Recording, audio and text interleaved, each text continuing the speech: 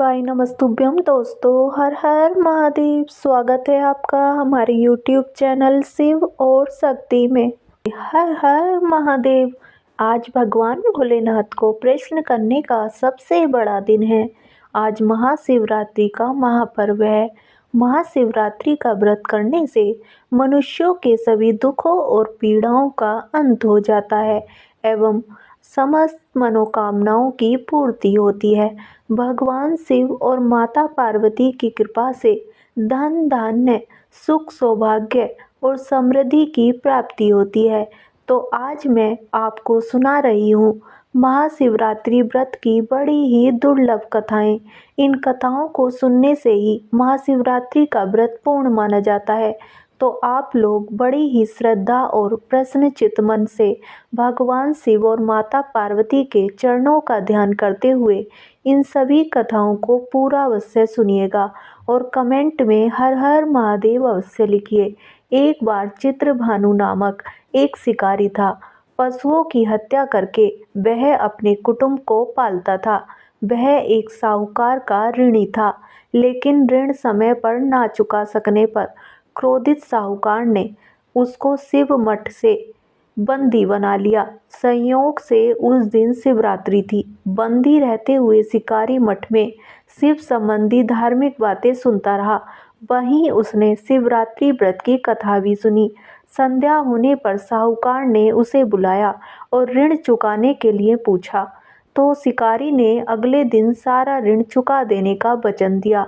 साहूकार ने उसकी बात मान ली और उसे छोड़ दिया। शिकारी जंगल में शिकार करने के लिए निकला, लेकिन दिन भर बंदी गृह में रहने के कारण भूख प्यास से व्याकुल था।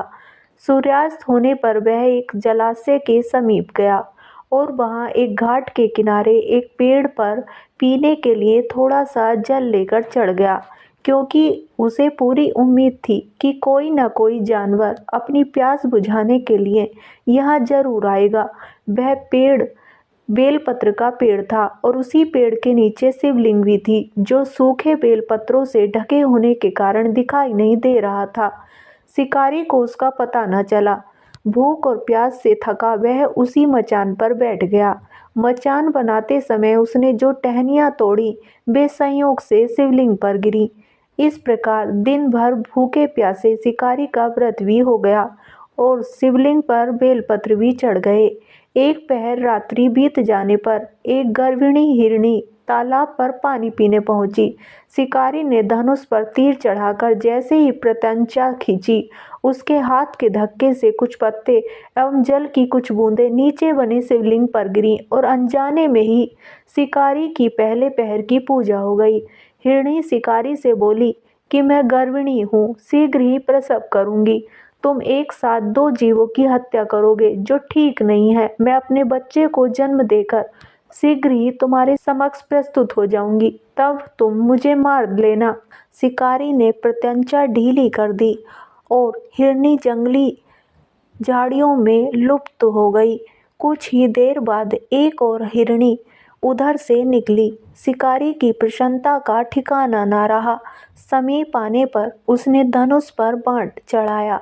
एक बार फिर कुछ बेलपत्र नीचे शिवलिंग पर जा गिरे और अनायास ही शिकारी के दूसरे पैर की पूजा भी हो गई। तब उसे देख हिरणी ने विनम्रता पूर्वक निवेदन किया कि मैं थोड़ी देर पहले ऋतु से निवृत्त हुई हूँ, कामातुर हिरणी हूँ, अपने प्रिय की खोज में भटक रही हूँ। मैं अपने पति से मिलकर शीघ्र ही तुम्हारे पास आ जाऊंगी। शिकारी ने उसे भी जाने दिया। 2 बार शिकार को खोकर वह चिंता से पड़ गया। रात्रि का आखिरी पहर बीत रहा था। तभी एक अन्य हिरणी अपने बच्चों के साथ उधर से निकली। शिकारी धनुष पर तीर चढ़ाकर छोड़ने ही वाला था कि हिरणी बोली, मैं इन बच्चों को इनके पिता के हवाले करके लौट आऊंगी, तब तुम मुझे मार देना। इस समय मुझे मत मारो। शिकारी हंसा और बोला, सामने आए शिकार को छोड़ दूं? मैं ऐसा मूर्ख नहीं। इससे पहले मैं 2 बार अपना शिकार खो चुका हूँ। मेरे बच्चे भूख प्यास से तड़प रहे होंगे। उत्तर में हिरनी ने कहा, जैसे तुम्हें अपने बच्चों की ममता सता रही है, ठीक वैसे ही मुझे अपने बच्चों की फिक्र है। इसलिए सिर्फ बच्चों के नाम पर मैं थोड़ी देर के लिए जीवन दान मांग रही हूँ। मेरा विश्वास करो, मैं इन्हें इनके पिता के पास छोड़कर तुरंत लौटने की प्रतिज्ञा करती हूँ। हिरनी का दीन स्वर सुनकर शिकारी को उस पर दया आ गई। उसने उस हिरनी को भी जाने दिया। शिकार के अभाव में बेल के वृक्ष पर बैठा शिकारी बेलपत्र तोड़ तोड़ कर नीचे फेंकता जा रहा था। उसकी तीसरे पहर की पूजा भी अपने आप ही संपन्न हो गई। सूर्य उदय होने वाला था तो एक हष्ट-पुष्ट हिरनी उसी रास्ते पर आया। शिकारी ने सोच लिया कि इसका शिकार वह अवश्य करेगा। शिकारी की तनी प्रत्यंचा देखकर हिरण विनीत स्वर में बोला, भाई, यदि तुमने मुझसे पूर्व आने वाली 3 हिरनियों तथा छोटे छोटे बच्चों को मार डाला है तो मुझे भी मारने में विलम्ब न करो, ताकि मुझे उनके वियोग में एक क्षण भी दुख न सहना पड़े। मैं उन हिरनियों का पति हूँ। यदि तुमने उन्हें जीवन दान दिया है तो मुझे भी कुछ क्षण का जीवन देने की कृपा करो। मैं उनसे मिलकर तुम्हारे सामने उपस्थित हो जाऊंगा।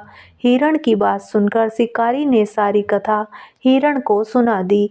तब हिरण ने कहा, मेरी तीनों पत्नियां जिस प्रकार प्रतिज्ञाबद्ध होकर गई हैं, वे मेरी मृत्यु से अपने धर्म का पालन नहीं कर पाएंगी। अतः जैसे तुमने उन्हें विश्वास पात्र मानकर छोड़ा है, वैसे ही मुझे भी जाने दो। मैं उन सब के साथ तुम्हारे सामने शीघ्र ही उपस्थित होता हूँ। उपवास, रात्रि जागरण तथा शिवलिंग पर बेलपत्र चढ़ने से शिकारी का हिंसक हृदय निर्मल हो गया था। उसमें भगवत शक्ति का वास हो गया था। उसके हाथ से धनुष तथा बाण छूट गया और उसने मृग को जाने दिया। थोड़ी ही देर बाद वह हिरण सपरिवार शिकारी के समक्ष उपस्थित हो गया ताकि वह उनका शिकार कर सके, किंतु जंगली पशुओं का ऐसा सत्यता, सात्विकता एवं सामूहिक प्रेम देखकर शिकारी को बड़ी ग्लानि हुई। उसके नेत्रों से आंसुओं की छड़ी लग गई। उस मृग परिवार को मारकर शिकारी ने अपने कठोर हृदय को जीव हिंसा से हटाकर सदा के लिए कोमल एवं दयालु बना लिया। देवलोक से समस्त देव समाज भी इस घटना को देख रहे थे। उसके ऐसा करने पर भगवान शंकर ने प्रसन्न होकर तत्काल उसे अपने दिव्य स्वरूप का दर्शन करवाया तथा उसे सुख समृद्धि का वरदान देकर गुहा नाम प्रदान किया। यही वह गुहा था जिसके साथ भगवान श्री राम ने मित्रता की थी। बोलिए श्री शंकर पार्वती भगवान की जय। आइए अब मनोकामनाओं की पूर्ति करने वाली दूसरी कथा को सुनते हैं। एक बार की बात है, माता पार्वती शिव जी को पति रूप में प्राप्त करने के लिए घोर तप कर रही थीं। उनके तप को देखकर देवताओं ने शिव जी से देवी की मनोकामना को पूर्ण करने की प्रार्थना की। शिव जी ने पार्वती जी की परीक्षा लेने के लिए सप्त ऋषियों को भेजा। सप्त ऋषियों ने शिव जी के सैकड़ों अवगुण गिनाए, पर पार्वती जी को महादेव के अलावा किसी और से विवाह मंजूर नहीं था। विवाह से पहले सभी वर अपनी भावी पत्नी को लेकर आश्वस्त होना चाहते थे। इसलिए शिव जी ने स्वयं भी पार्वती जी की परीक्षा लेने की ठानी। भगवान शंकर प्रकट हुए और पार्वती जी को वरदान देकर अंतर्ध्यान हुए। इतने में पार्वती माता जहाँ तप कर रही थी, वहीं पास में तालाब में मगरमच्छ ने एक लड़के को पकड़ लिया। लड़का जान बचाने के लिए चिल्लाने लगा। पार्वती जी से उस बच्चे की चीख सुनी नहीं गई। द्रवित हृदय होकर वह तालाब पर पहुंची। वहां पहुंचकर देखती हैं कि मगरमच्छ लड़के को तालाब के अंदर खींचकर ले जा रहा है।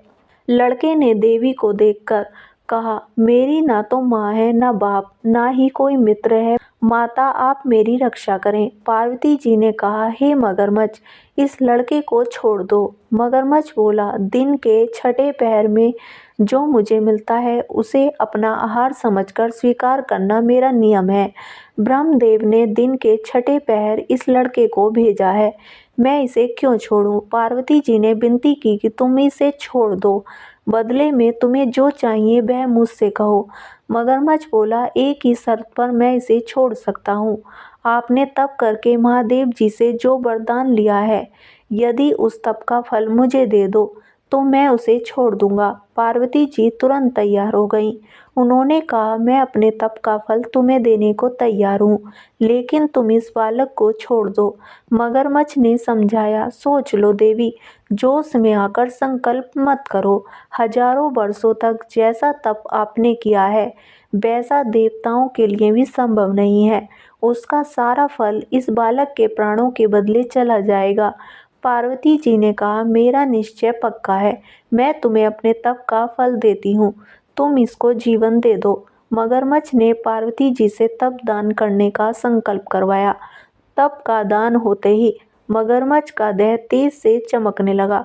मगरमच्छ बोला, हे पार्वती, देखो तप के प्रभाव से मैं तेजस्वी बन गया हूँ। तुमने जीवन भर की पूंजी एक बच्चे के लिए व्यर्थ कर दी। चाहो तो अपनी भूल सुधारने का एक मौका और दे सकता हूँ।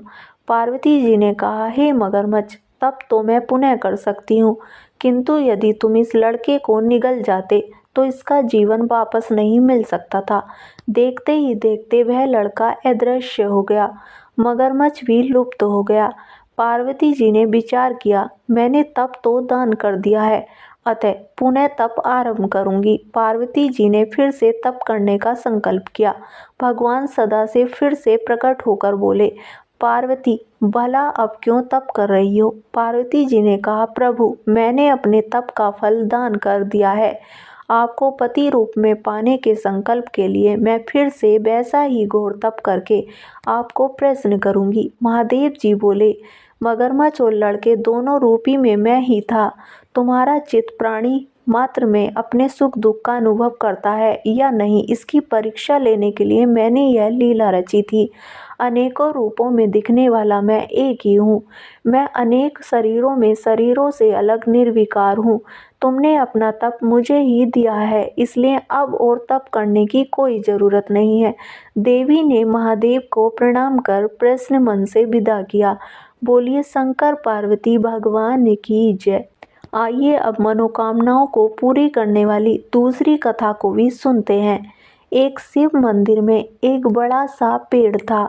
उसी पेड़ पर एक गौरैया का जोड़ा रहा करता था। वह गौरैया का जोड़ा बड़ा ही शिव भक्त था। जब भी मंदिर में आरती व पूजन होता तो वह गौरैया का जोड़ा भी मंदिर में जाकर भगवान शिव और माता पार्वती की भक्ति में लीन हो जाता था तथा दिन भर इसी मंदिर में रहता था। इस मंदिर से वे अपने एवं अपने बच्चों के लिए दाना पानी का इंतजाम करते थे। इस शिव मंदिर के समीप में एक बूढ़ी माता का घर था। उनके कोई संतान नहीं थी। वह अपने घर में अकेले रहती थी। बूढ़ी माँ को पक्षियों से बहुत प्रेम था। वह अपने छत पर प्रतिदिन पक्षियों के लिए दाना और पानी रखा करती थी। मंदिर में रहने वाला गौरैया का जोड़ा भी उनकी छत पर आकर दाना पानी खाया करता था। इसी तरह कई दिन व्यतीत होते गए। कुछ दिनों बाद वह बूढ़ी माता बीमार पड़ जाती है और अपने घर की छत पर दाना पानी डालने में असमर्थ हो जाती है। वह गौरैया का जोड़ा जब छत पर आता तो दाना पानी ना पाकर चिंतित हो जाता। बूढ़ी माता की देखभाल करने वाला कोई भी नहीं था। उनका स्वास्थ्य दिन प्रतिदिन बिगड़ता चला गया और एक दिन उनकी मृत्यु हो जाती है। गौरैया का जोड़ा प्रतिदिन छत पर आता, लेकिन दाना पानी ना पा देखकर गौरैया का जोड़ा बूढ़ी माता को पूरे गांव में ढूंढता है, किंतु उनकी बूढ़ी माता कहीं नहीं मिलती है। वह मादा गौरैया अपने पति से कहती है कि हमें बूढ़ी माता के घर के अंदर चलकर देखना चाहिए कि आखिर बूढ़ी माता कहाँ गई। जब गौरैया का जोड़ा घर के अंदर जाता है तो बूढ़ी माता वहाँ पर लेटी होती है। उनके शरीर में कोई भी हलचल नहीं होती है। नर गौरैया अपनी पत्नी से कहता है, बूढ़ी माता अब इस दुनिया में नहीं रही। यह देखकर गौरैया का जोड़ा बहुत दुखी हो जाता है। फिर वह दोनों वहाँ से चले जाते हैं और शाम के समय जब शिव मंदिरों में आरती होती है तो वह दोनों वहाँ जाकर भगवान शिव की आराधना करते हैं। वे दोनों दाना पानी कुछ भी ग्रहण नहीं करते हैं और भगवान शिव की तपस्या में लीन हो जाते हैं। इस तरह तपस्या करते करते कई महीने बीत जाते हैं। उनकी भक्ति और आराधना से भगवान शिव अत्यंत प्रसन्न हो जाते हैं और गौरैया के जोड़े को दर्शन देते हैं। और शिव जी कहते हैं कि तुम दोनों ने पक्षी की योनि में होकर भी मेरा बहुत बड़ा तप किया है। मैं तुम्हारी भक्ति से अत्यंत प्रसन्न हूँ। मैं तुम्हें वचन देता हूँ कि तुम मुझसे जो भी मांगोगे मैं तुम्हें दूंगा। इस पर गौरैया का जोड़ा भगवान भोलेनाथ से कहता है कि हे प्रभु, इस मंदिर के पास जो बूढ़ी माता रहती है उन्हें आप फिर से जीवित कर दीजिए। भगवान शिव कहते हैं यह तो प्रकृति के नियम के खिलाफ है, यह कैसे हो सकता है। तब गौरैया का जोड़ा कहता है कि हे प्रभु, आपने हमें वचन दिया है कि हम लोग जो मांगेंगे वह आप हमें देंगे। इस पर भगवान शिव चिंता में पड़ जाते हैं और फिर कहते हैं कि मैं अपने वचन और तुम्हारे हठ के कारण विवश हो गया हूँ। और भगवान शिव बूढ़ी माता को फिर से जीवित कर देते हैं। बूढ़ी माता जब अपनी आँख खोलती है तो अपने सामने भगवान शिव को देखकर प्रसन्नता से भर जाती है और भगवान शिव से कहती है, हे महादेव, आपके दर्शन करके मेरे जन्म जन्म के पाप नष्ट हो गए। मैंने ऐसा कौन सा पुण्य किया था जो आपने मुझे दर्शन दिए और मुझे दोबारा जीवित कर दिया। तब भगवान शिव कहते हैं कि हे बूढ़ी माता, यह सब तुम्हारे स्वयं के कारण नहीं हुआ है। जिस गौरैया के जोड़े को तुम प्रतिदिन दाना पानी देती थी, उस गौरैया के जोड़े के कारण ही ऐसा संभव हुआ है। उन दोनों ने दिन रात मेरी कठोर तपस्या की है, जिसके कारण मैंने प्रसन्न होकर तुम्हें जीवन दान दिया है। ऐसा कहकर भगवान शिव अंतर्ध्यान हो जाते हैं। बूढ़ी माता फिर से प्रतिदिन अपनी छत पर पक्षियों के लिए दाना पानी रखने लगती है और वह गौरैया का जोड़ा फिर से खुशी खुशी वहाँ पर आने लगता है। बूढ़ी माता उस गौरैया के जोड़े से कहती है कि तुम दोनों ने मुझ पर बड़ा एहसान किया है, इसलिए मैं चाहती हूँ कि तुम दोनों मेरे घर पर ही आकर रहो। फिर गौरैया का जोड़ा बूढ़ी माता के घर पर ही रहने लगता है। धीरे धीरे गौरैया, चिड़िया और बूढ़ी माता की ख्याति पूरे गांव में फैल जाती है और जो भी उस गौरैया के जोड़े और बूढ़ी माता के दर्शन कर लेता तो भगवान शिव और माता पार्वती की कृपा से उसकी सभी मनोकामनाएं पूर्ण हो जाती हैं और उसके सारे रोग ठीक हो जाते हैं। भारत के गुजरात में आज भी बूढ़ी माता और गौरैया का मंदिर स्थित है। जैसे भगवान भोलेनाथ ने गौरैया की मनोकामनाएं पूर्ण की, ऐसे ही सभी की मनोकामनाओं को पूर्ण करना। बोलिए श्री शंकर पार्वती भगवान की जय। आइए अब मनोकामनाएं की पूर्ति करने वाली भगवान शिव और माता पार्वती की दूसरी कथा को सुनते हैं। तो इस कथा को पूरी श्रद्धा और प्रसन्नचित मन से पूरा अवश्य सुनिएगा। एक गांव में भगवान शिव का परम भक्त एवं ब्राह्मण रहता था। पंडित जी जब तक रोज सुबह ब्रह्म मुहूर्त में उठकर नित्य कर्मों से निवृत्त होने के पश्चात भगवान शंकर का पूजन नहीं कर लेते थे, तब तक उन्हें चैन नहीं पड़ता था। जो कुछ भी दान दक्षिणा में आ जाता, उसी से पंडित जी अपना गुजारा करते थे और दयालु इतने थे कि जब भी कोई ज़रूरतमंद मिल जाता तो अपनी क्षमता के अनुसार उसकी सेवा जरूर करते थे। इस कारण शिव जी के परम भक्त ब्राह्मण देवता गरीबी का जीवन व्यतीत कर रहे थे। पंडित जी की इस दानी प्रवृत्ति से उनकी पत्नी उनसे चिढ़ती तो थी, किंतु उनकी भक्ति परायणता को देख उनसे अत्यधिक प्रेम करती थी, इसलिए वह कभी भी उनका अपमान नहीं करती थी। साथ ही अपनी ज़रूरत का धन वह आस पड़ोस में मजदूरी करके जुटा लेती थी।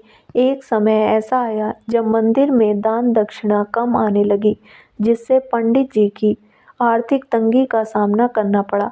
घर की मूल आवश्यकताओं की पूर्ति नहीं होने के कारण ब्राह्मणी दुखी रहने लगी। इसी तरह दिन बीतने लगे। एक दिन महाशिवरात्रि का दिन आया। उस दिन भी पंडित जी हमेशा की तरह ब्रह्म मुहूर्त में उठकर नित्य कर्मों से निवृत्त होने के लिए नदी की ओर चल दिए। संयोग से उस समय उस राह से पार्वती जी और शिव जी गुजर रहे थे। अचानक पार्वती जी की नज़र उस ब्राह्मण पर पड़ी। आज पंडित जी महाशिवरात्रि को लेकर इतने उत्साहित नहीं थे जितने कि अक्सर हुआ करते थे। पार्वती जी को बात समझते देर नहीं लगी। उन्होंने शिव जी से कहा, भगवान, यह ब्राह्मण देवता प्रतिदिन आपकी उपासना करते हैं, फिर भी आपको इसकी चिंता नहीं है। पार्वती जी की बात सुनकर शिव जी बोले, देवी, अगर मैं अपने भक्तों की चिंता नहीं करूँगा तो कौन करेगा? पार्वती जी बोली, तो हे देव, आपने अब तक इसकी सहायता क्यों नहीं की? तब शिव जी बोले, देवी, आप निश्चिंत रहिए, अब तक उसने जितने बिल्वपत्र शिवलिंग पर चढ़ाए हैं वही बिल्वपत्र आज रात में उसे धनपति बना देंगे। यह बातचीत करके पार्वती जी और शिव जी चल दिए, किंतु संयोग तो देखिए, उसी समय उस राह में एक व्यापारी गुजर रहा था। उसने छुपकर शिव जी और पार्वती जी का वार्तालाप सुन लिया। व्यापारी ने इतना दिमाग चलाया और ब्राह्मण के घर पहुंच गया। उसने ब्राह्मण से बोला, पंडित जी, आपने अब तक जितने भी बिल्वपत्र शिव पूजन में चढ़ाए हैं वह सब मुझे दे दीजिए, बदले में मैं आपको 100 स्वर्ण मुद्रा दूंगा।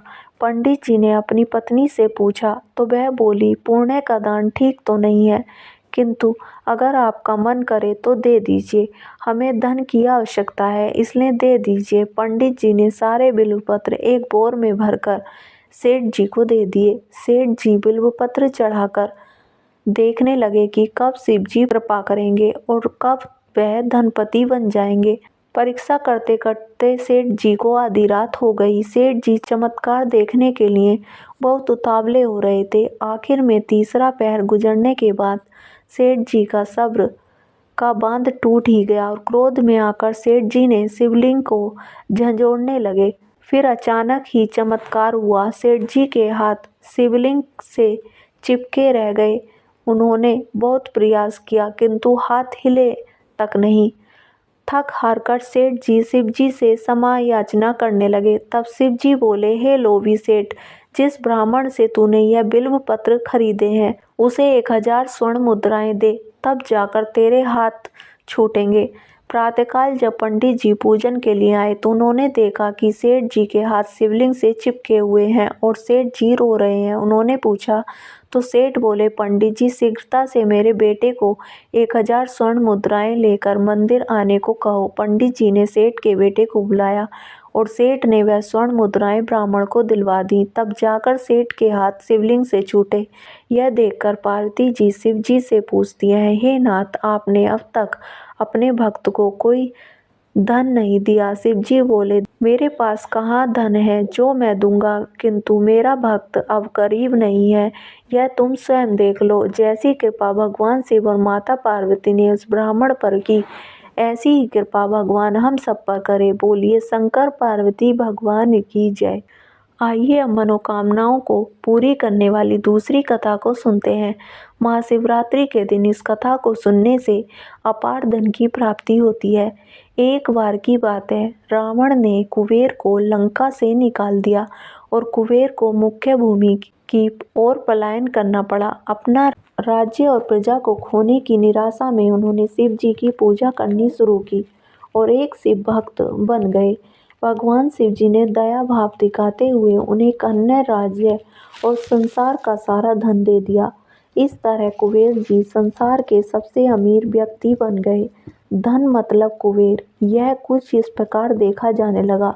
कुबेर शिव जी के महान भक्त बन गए, परंतु जब भक्त को यह लगने लगा कि वह सबसे महान भक्त है तो समझ जाएं कि सब खोने वाला है। कुबेर को लगने लगा कि वह शिव को इतना कुछ अर्पित करते हैं तो वे एक महानतम भक्त हैं, और बेशक शिव जी ने चढ़ावे में विभूति के अलावा कुछ भी नहीं छुआ, पर कुबेर खुद को महान समझने लगे क्योंकि वे शिव जी को इतना कुछ चढ़ावे के रूप में भेंट करते थे। एक दिन कुबेर शिव जी के पास गए और कहा, मैं आपके लिए क्या कर सकता हूँ, मैं आपके लिए कुछ करना चाहता हूँ। शिव जी ने कहा, तुम मेरे लिए क्या कर सकते हो? कुछ भी नहीं, क्योंकि मुझे किसी चीज़ की आवश्यकता ही नहीं है, मैं ठीक हूँ, परंतु मेरा बेटा।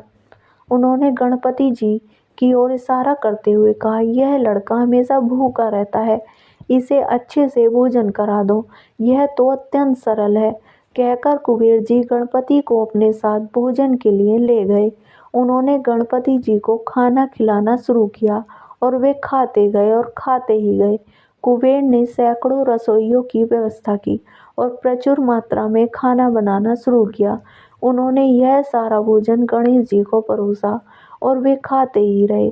कुबेर चिंतित हो उठे और कहा, रुक जाओ, अगर तुम इतना खाओगे तो तुम्हारा पेट फट जाएगा। गणपति जी ने कहा, आप उसकी चिंता मत करो। देखिए, मैंने एक सांप को एक कमर पेटी के रूप में बांध रखा है, तो आप मेरी पेट की चिंता ना करें। मुझे भूख लगी है, मुझे खाना खिलाएं। आप ही ने कहा था कि आप मेरी भूख मिटा सकते हैं। कुबेर ने सारा धन खर्च कर दिया। कहते हैं कुबेर ने दूसरों से भी भोजन मंगवा के गणेश जी को खिलाया। गणपति जी ने सारा भोजन खाने के बाद भी कहा, मैं अभी भी भूखा हूँ, मेरा भोजन कहाँ है। तब कुबेर को एहसास हुआ। उन्होंने शिव जी के सामने झुककर कहा, मैं समझ गया, मेरा धन आपके सामने एक तिनके के समान भी नहीं है। जो आपने मुझे दिया उसी का कुछ अंश आपको वापस देकर मैंने खुद को एक महान भक्त समझने की गलती की और इस क्षण के बाद मेरा अहंकार टूट गया। यह कहकर उन्होंने भगवान शिव की जय जयकार की। बोलिए गणेश जी महाराज की जय। बोलिए श्री शंकर पार्वती भगवान की जय। हर हर महादेव। अगर वीडियो पसंद आई हो तो वीडियो को लाइक करें, चैनल को सब्सक्राइब करें और कमेंट बॉक्स में हर हर महादेव अवश्य लिखें। धन्यवाद।